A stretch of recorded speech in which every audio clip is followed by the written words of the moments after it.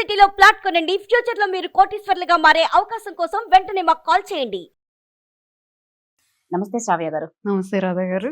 చాలా మంది సర్దుకుపోతూ ఉంటారు, లేకపోతే దాన్ని బానిసగా బతుకుతూ ఉంటారు.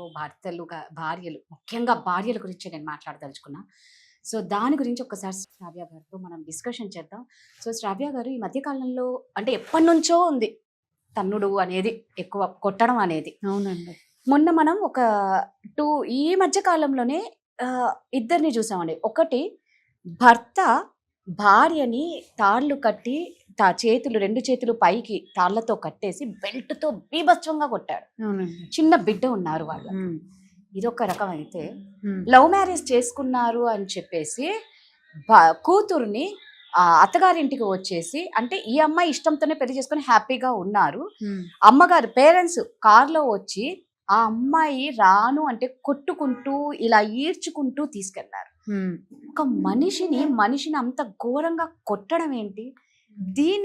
అంటే మీరు ఒక సైకాలజిస్ట్ గా వీళ్ళ మైండ్ సెట్ ఎందుకు ఇలా ఉంటుంది? వీళ్ళని ఏమంటారు? ఇది మెలిగ్నెంట్ నార్సిసిజం అయ్యి ఉండొచ్చు అండి. అలా అని ఇప్పుడు మీరు చెప్పిన ఈ కేసు వీళ్ళ మెలిగ్నెంట్ నార్సిసిస్టా అనేది చెప్పలేం. అది మళ్ళీ డిఫరెంట్, ఒక్కొక్క కేసులో ఒక్కొక్కలాగా ఉంటుంది. ఈ మెలిగ్నెంట్ నార్సిసిస్ట్లు ఏంటంటే, ఇప్పుడు ఎమోషనల్ అబ్యూస్ కోసం మనం మాట్లాడుకున్నాం. కంట్రోల్ ఉండడం కానీ, జాలి లేకపోవడం కానీ, Yes. ఎక్స్ట్రీమ్ కంట్రోలింగ్ బిహేవియర్ కానీ. ఈ మెలిగ్నెంట్ ఏంటంటే ఫిజికల్ అబ్యూస్ కూడా ఉంటుందండి. వీళ్ళు చెప్పింది జరగకపోయేసరికి టు సమ్ ఎక్స్టెంట్ మాట్లాడడం, బూతులు మాట్లాడడం కానీ, ఇష్టం వచ్చినట్టు ఆడవాళ్ళని తిట్టడం కానీ, వాళ్ళ పని జరగకపోయేసరికి వాళ్ళకి అసలు ఆ టైంలో ఇంకా ఆ ఇంగిత జ్ఞానం పనిచేయదని నేను అనుకుంటున్నా. ఇట్లా సైకిక్గా బిహేవ్ చేస్తూ ఉంటారండి, కొట్టడం కానీ, ఇష్టం వచ్చినట్టు కొట్టడం. మీరు చెప్పిన కేసు అది ఎక్స్ట్రీమ్ అండి. అంటే మీరు ఒక మనిషిలా కాదు కదా, ఒక జంతువుని కూడా చూసినట్టు చూడకుండా అంత దారుణంగా అబ్యూస్ చేయడం. అంటే సింపుల్గా ఏంటి, మీకు నచ్చితే జరగట్లేదు, సో దట్ ఆ మనిషిని ఏమైనా చేయొచ్చు.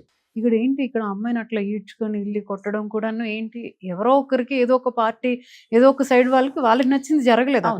అక్కడ జరగకపోయేసరికి అక్కడ మనిషి అనేది మనిషికి వాళ్ళొక ప్రొడక్ట్ లాగా చూసారు ఆమెని. జస్ట్ లైక్ ఒక ప్రొడక్ట్ని లాక్కొని వెళ్ళిపోయినట్టు ఆమెని మనిషిలాగా కాకుండా, ఒక లివింగ్ బ్రీదింగ్ ఎంటిటీ లాగా కాకుండా ఆమెను అబ్యూస్ చేసుకొని కొట్టుకుంటూ తీసుకెళ్లారు. ఇవన్నీ క్లియర్ సైకో బిహేవియర్ అండి, సైకోపాథిక్ బిహేవియర్. కానీ మెలిగ్నెంట్ నార్సిసిస్ట్లు ఇలానే ఉంటాయి. ఇవి ఎంతవరకు మాట్లాడుకున్నాం కదా, ఇవన్నీ ఉంటూ పాటు అబ్యూస్, ఫిజికల్ అబ్యూస్, కొట్టడం, ఎమోషనల్ అబ్యూస్కి దారుణంగా డ్యామేజ్ ఉంటుందండి. Yes. ఇవన్నీ కాకుండా ఆన్ టాప్ ఆఫ్ ఇట్ కొట్టడం మెలిగ్నెంట్ నార్సిసిస్ట్లు చాలా దారుణంగా ఉంటుందండి. ఈ కేసులోని మీరు కౌన్సిలింగ్, థెరపీ ఇవేవి కాదండి. It's more over legally actions తీసుకోవడం. Yes. ఇంకాను వీలైనంత మట్టుగా ప్రూఫ్స్ క్రియేట్ చేయాలండి. Okay. వీళ్ళు చేస్తున్నవి ఒకటి డాక్యుమెంట్ చేసుకోవడం, ఎప్పుడెప్పుడు ఏం చేశారు, ఇలా చేశారు. కానీ కోర్టుల్లో ఈ డాక్యుమెంటేషన్ అంతగా చెల్లదు. ఎందుకు అని అంటే, మ్యానిపులేషన్ చేసినప్పుడు మీరు స్ట్రాంగ్గా మాట్లాడగలగాలి.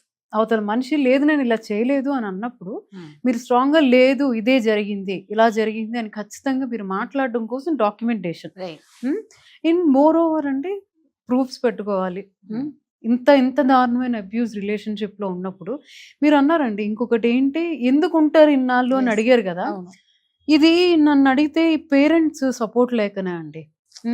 పేరెంట్స్ వెళ్ళి చెప్తే, కొంతమంది కేసులో ఎలా అంటే ఈ emotional abuse, narcissism emotional abuse కేసుల్లోనే తల్లి దగ్గరికో ఫాదర్ దగ్గరికో వెళ్ళి చెప్తే, కొట్టట్లేదు కదమ్మా భరించు అని అంటారు. కొట్టట్లేదు కదా, ఎఫ్ఐఆర్ ఎవరితో పెట్టుకోలేదు కదా, తాగి రావట్లేదు కదా, ఇలాంటి మాట్లాడతారండి. Okay. ఆ అమ్మాయి ఓకే, బయట ఇలా ఉన్నారు కావాలా, నా హస్బెండ్ మంచోడే కావాలా అనుకొని ఆ అమ్మాయి అట్లా ఉంటుంది, ఆ రిలేషన్షిప్లో అట్లా కంటిన్యూ అయిపోతుంది. ఇంకొన్ని కేసెస్లో అండి, ఇప్పుడు ఈ కొట్టడం మీరు చెప్పిన కేసులోని ఇంట్లో చెప్తుంది అమ్మాయి ఇలా అవుతుంది అని, నాకు తెలిసి మదర్ కానీ ఎవరో ఒకరు, మీ నాన్న నన్ను ఇలానే చేసారు, మీ నాన్న కూడా నన్ను ఇలానే చేశారు, భరించమ్మా అంటారు. అమ్మాయి ఇంకా ఏం చేస్తుందండి, అంటిల్ అన్లెస్ ఆ అమ్మాయి ఫినాన్షియల్లీ ఇండిపెండెంట్ అయ్యి నేను ఇంకా భరించలేను, నేను ఎవరు లేకపోయినా ఉండగలను అనుకొని ఆ అమ్మాయి మట్టుగా అమ్మాయి బయటకు వచ్చేస్తే పర్వాలేదు. మోస్ట్లీ అదే అండి, సపోర్ట్ లేకనే ఉంటారండి. పేరెంట్స్ ఎస్పెషల్లీ భరించు అని అంటారు. మారతారు, పెళ్ళైన ఇంకా కొన్ని ఇయర్సే కదా, మారతారు, నెమ్మదిగా మారతారు, నువ్వే మార్చుకో. అదేం వంటేంటండి, ఉప్పు తక్కువైతే ఎక్కువ వేస్తే సెట్ అయిపోవడానికి. మీరు అన్నది నాకు ఒకటి అనిపించింది. మామూలుగా అంటూ ఉంటారు, తాగుబోతోడు తిరుగుబోతోడు అయితే కనిపిస్తాడు, కొడుతున్నాడు అంటే గాయాలు కనిపిస్తాయి. ఇందాక మీరు అన్నారు కదా, కొందరు పెట్టే హెరాస్మెంట్ ఎవరికీ అర్థం కాదు. 4 గోడల మధ్య భార్యని బీభత్సంగా అమ్మ నా బూతులు తిడుతూ ఉంటాడు. అవునండి. కొట్టడు, అమ్మ నా బూతులు తిడుతూ ఉంటాడు. బయటకు వచ్చి అదే భర్త అందరి ముందర వాళ్ళ చాలా భార్యని ఎంత చార్మింగ్ గా బిహేవ్ ప్రేమగా, చేస్తారు. నువ్వు తిన్నావా, నువ్వు తిను, నువ్వు తినలేకపోతే నేను అసలు అది ఉంది చూడండి. అది ఆ అమ్మాయికి ఇంకా నరకం. అవునండి, 2 ఫేసెస్ ఉంటాయి వాళ్ళకి. ఒకటి ఇంట్లో ఎవరు లేనప్పుడు బిహేవియర్, బయట సొసైటీ ముందు ఒక బిహేవియర్. నార్సిసిజం ఇది కూడా, మీరు చెప్పింది కూడా నార్సిసిజం. 2 ఫేస్లు ఉంటాయండి. ఎవరు లేనప్పుడు ఒకలాగా పార్ట్నర్ తో, ఏం లేదు బయటికే వెళ్ళక్కర్లేదు, అమ్మాయి పేరెంట్స్ వస్తే వాళ్ళ ముందు ఒకలాగా, మీ అమ్మాయిని నేను చాలా బాగా చూసుకుంటున్నాను అని. లేకపోతే వాళ్ళ పేరెంట్స్ వచ్చినప్పుడు ఒకలాగా పాంపర్ చేయడం, లేకపోతే ఇట్లా వెళ్ళి తినిపించడం, ఎప్పుడు లేనివి చేస్తూ ఉంటారు. ఆ అమ్మాయి వెళ్ళి ఎవరితో చెప్పినా కూడా ఎవరు నమ్మరు, వాళ్ళ పరిస్థితి ఓన్ పేరెంట్స్ నమ్మరు. ఖచ్చితంగా అవును. ఎందుకు అంత బాగా చూసుకుంటున్నాడు, నిన్ను ఏమన్నా అంటున్నాడా, నీకు ఏమన్నా అంటే డబ్బు ఉంది అంటే, కొంతమందికి అన్ని ఇచ్చింటారు, డబ్బు ఇచ్చింటారు, నగలు ఉంటాయి, కారు ఉంటాయి, బంగ్లా ఉంటాయి. అరే అసలైంది లేకపోతే అవన్నీ చేసుకొని ఏం చేస్తారు? పీస్ ఆఫ్ మైండ్ అనేది చాలా ఇంపార్టెంట్ కదా ప్రతి ఒక్కరికి. సో మీరు ఒక సైకలాజిస్ట్ గా ఇలాంటి వాళ్ళు ఎలా బయటికి రావాలి అంటే, ఏమన్నా కౌన్సిలింగ్ ద్వారా కూడా అవతల పర్సన్ ని తేలేరు, ఒకవేళ తెచ్చినా ఆయనని మీ దగ్గర కూడా ఆయన ఎలా బిహేవ్ చేస్తాడో చెప్పలేము. అప్పుడు వీళ్ళ పరిస్థితి ఏంటి అంటే, మీరు చెప్పిన ఎక్స్ట్రీమ్ కండిషన్ అంటే ఇది కౌన్సిలింగ్ కాదండి, ఇది ఇంకా అది ఎక్స్ట్రీమ్ కండిషన్. ఆ కొట్టడం, అబ్యూజ్, ఆ అమ్మాయిని అట్లా ఈడ్చుకుని వెళ్ళడం, మనకి సేఫ్టీ ఫస్ట్ అండి కదా. వీలైనంత మట్టుగా అక్కడ నుంచి ఆ ఎన్విరాన్మెంట్ నుంచి తప్పించుకోవాలి. కోర్టులు, కేసులు ఇవన్నీ తర్వాత. ఫస్ట్ సేఫ్టీ, నీకు ఒక సేఫ్ ప్లేస్ కావాలి. నీకు ఈ పుట్టింట్లో కూడా దొరకకపోతే సేఫ్ ప్లేస్, గో ఫర్ ఎక్కడికైనా. అంటే చెప్పడం ఇంత ఈజీ అంటే, నేను చెప్పడం ఈజీ అనండి, బట్ అలాంటి సిచ్యువేషన్ వచ్చినప్పుడు మనసు కూడా గట్టి అయిపోతుందండి. ఎలాగోలాగా జాబ్ చేయాలి, లేకపోతే ఎలాగోలా బతుకుతాను అనేంత ధైర్యం వస్తుంది. అంటే నాకు ఒక్కొక్కసారి అనిపిస్తుందండి, కొంతమంది ఆడవాళ్ళు అంత స్ట్రాంగ్ అయ్యారు అంటే అలాంటి రీజన్ ఏదో ఒకటి ఉంటుంది, వాళ్ళని అట్లా స్ట్రాంగ్ చేసే ఒక ఇన్సిడెంట్ ఏదో ఒకటి ఉంటుంది. Correct. So they become very strong. అయితే ఇప్పుడు నేనేమంటాను అంటే, ఇలా కనిపించకుండా ఇబ్బంది పెట్టే వాళ్ళ నుంచి వాళ్ళు ఎలా బయటపడాలి అంటారు? వాళ్ళకి అయితే కౌన్సిలింగ్ హెల్ప్ చేస్తుందండి. ఇప్పుడు ఇలాంటి మెలిగ్నెంట్ నర్సిస్టమ్ అన్నాం కదా, బయటికి చార్మింగ్ గా ఉంటారు, ఇంట్లో మాత్రం అబ్యూస్ చేస్తారు, ఫిజికల్ అబ్యూస్ కూడా చేస్తారు. ఇది అన్ని నార్సిసిజంలో కన్నా ఇది కొంచెం బేర్ చేయలేమండి. ఉండడం చాలా కష్టం వీళ్ళతో. పిల్లలు ఉంటే పిల్లల్ని కూడా ఇష్టం వచ్చినట్టు కొడుతుంటారండి.